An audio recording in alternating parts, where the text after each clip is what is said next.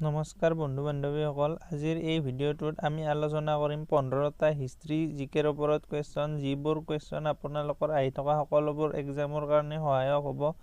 আহক সময় নষ্ট নকৰি প্ৰশ্নবোৰৰ মাজলৈ আগবাঢ়ো। ইয়াত কুৱেশ্যন নম্বৰ 1ত দিয়া আছে, বাবৰে কোন ৰজাক পৰাজিত কৰি মোগল সাম্ৰাজ্য স্থাপন কৰিছিল? Option A Sher Shah, Ibrahim Lodi, Samudragupta, Qutubuddin. Correct answer option B Ibrahim Lodi. বাবৰে ইব্ৰাহিম লোডিক পৰাজিত কৰি মোগল সাম্ৰাজ্য স্থাপন কৰিছিল। হুমায়ুনৰ দুই ভিন্ন কালৰ ৰাজত্বৰ মাজভাগত কোন দিল্লীৰ ৰাজপাটত বহিছিল?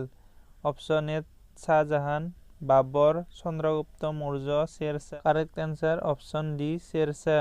নেক্সট কুৱেশ্যন নম্বৰ 3, অৰ্জুনে অসম দেশৰ কোন গৰাকী ৰাজকুমাৰীক বিয়া কৰাইছিল? Option A Chitrangada, option B Uttara, option C Draupadi, option D Gargi. Correct answer option A Chitrangada. Next question number 4, ভাৰতত কোন ৰাজবংশৰ ৰাজত্বকালক সোণালী যুগ বুলি অভিহিত কৰা হয়? বহুত ইম্পৰ্টেণ্ট কুৱেশ্যন হয়।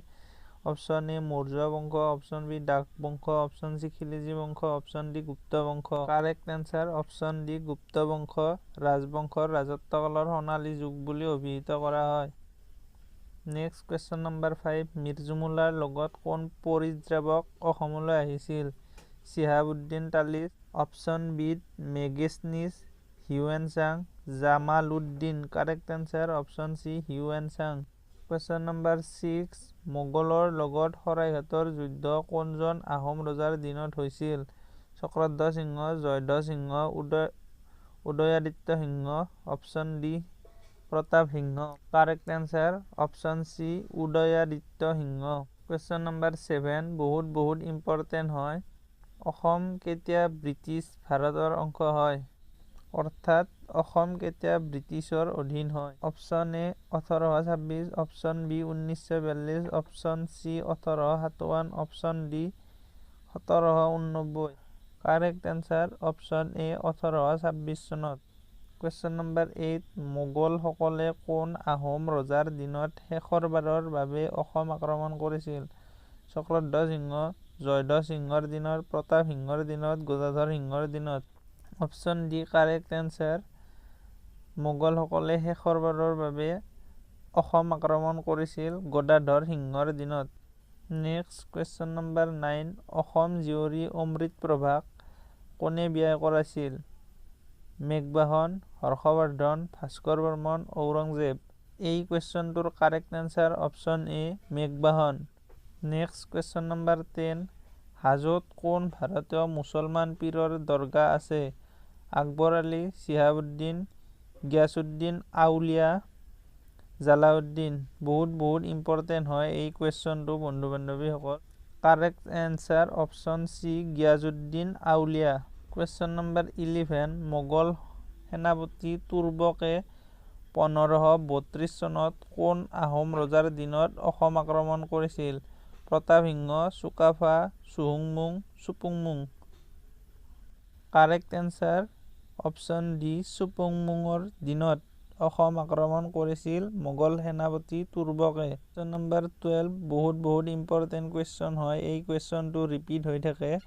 চ' বন্ধু বান্ধৱীসকলে ভালদৰে চাব এই কুৱেশ্যনটো। মূলা গাভৰু কাৰ পত্নী আছিল? Jayadhwaj Singha, Thanchenmung Borgohain, C Lachit Borphukan, D Rudrasingha. Correct answer option B Thanchenmung Borgohain. Question number 13, কোন মোগল সম্ৰাটে প্ৰথম বংগদেশ বিজয় কৰিছিল? Option A Humayun, option B Bahadur Shah, option C Shahjahan, option D Akbar. Correct answer option D Akbar. Question number 14, শ্বাহজাহানৰ দিনত আহোম ৰজা কোন আছিল? Option A Susengphaa, option B Supimphaa, option C Pratap Singha, option D Shivasingha. Correct answer option C Pratap সিংহ শ্বাহজাহানৰ দিনত আহোম ৰজা আছিল। কুৱেশ্যন নম্বৰ 15 আৰু আজিৰ ছেশ্যনটোৰ শেষৰ কুৱেশ্যন হয় এইটো। কোনজন অসমীয়া ধৰ্মগুৰুৱে দুবাৰ ভাৰত ভ্ৰমণ কৰিছিল? Very easy question. Option A Shankardev, option B মাধৱদেৱ, option C Damodardev, option D Aniruddhadev. Correct answer শংকৰদেৱে দুবাৰ ভাৰত ভ্ৰমণ কৰিছিল। বন্ধু বান্ধৱীসকলে নিশ্চয় ভিডিঅ'টো লাইক কৰি শ্বেয়াৰ কৰি দিব।